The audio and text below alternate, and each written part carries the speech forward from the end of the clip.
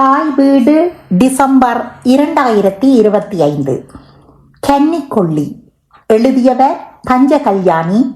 வாசிப்பவர் சோதிலிங்கம் சுபாஜினி. மூடுபட்டி ஒன்றுடன் மெல்ல மெல்ல நடந்து கடைக்கு போய்கொண்டிருந்தார் அன்னம்மாக்கா.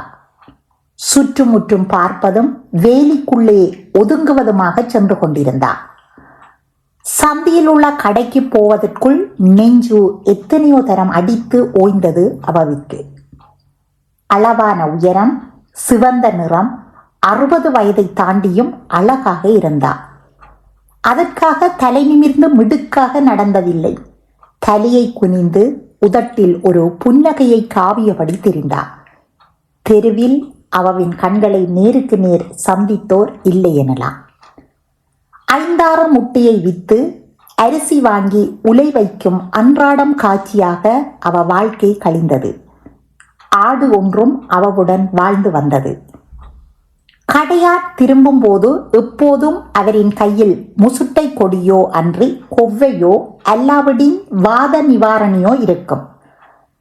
தனக்குரிய பங்கை எடுத்துவிட்டு மீதியை அந்த ஆட்டிற்கு கொடுப்பார். தாய் பழக்கிய தென்ன வேலையை அவர் கைவிடவில்லை. பனங்கட்டி குட்டான், தடுக்கு, நீத்துப்பட்டி, தட்டுப்பட்டி, மூடுபட்டி எல்லாம் இழைத்து விற்பார். அந்த காசுல உடுதுணி வாங்குவார். ஊர்ச்சோலிகளில் அவவை காண முடியாது. உறவினர் வீடுகளுக்கு அடிசாராய் போனதில்லை. கோவிலுக்கு கூட போவதில்லை. சிறுவர்கள் அவவை சீண்டி விளையாடினார்கள். செத்து கிடந்த பாம்பை காட்டி, அன்னம்மாக்கா இது என்ன பாம்பு என கேட்கவும் அப்பாவித்தனமாக குட்டி பாம்பு என்றபடி போனா அவர். 2 பெண் சகோதரிகள், நிறம் குறைவானவர்கள். இவவை பெண் காட்டி அவர்கள் திருமணம் செய்தார்கள் என்பது ஊரில் பரவலான கதை. அப்படியே இவவின் கல்யாணம் நின்று போய்விட்டது. தாய் தகப்பனும் கண்ணை மூட இவ தனிச்சு போய்விட்டார். நமசி என்ற நமச்சிவாயம் அன்னம்மாக்காவின் பக்கத்து வீட்டுக்காரன். அவவை விட 5-6 வயது இளையவர். எங்கோ போக வெளிக்கிட்டு திரும்பி வந்து தன் முற்றத்தில் நின்று சத்தம் செய்து கொண்டிருந்தார். இந்த ஊரில ஓரிடமும் வெளிக்கிடையிலாது.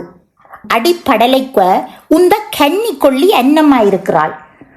மூளை வளவு தேவி எப்பவும் வெறுங்கடகம் வெறும்பாளியோட தான் திரிவாள்.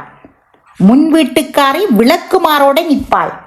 இப்படி புரியனை திண்டதுகள், கொண்டோடியல் என்று முழுவியலத்துக்கு உதவாததுகள் எல்லாம் தெருவழிய திரிஞ்சால் நாங்கள் ஓரிடமும் போரில்லையோ என்பது நமசியின் கேள்வி.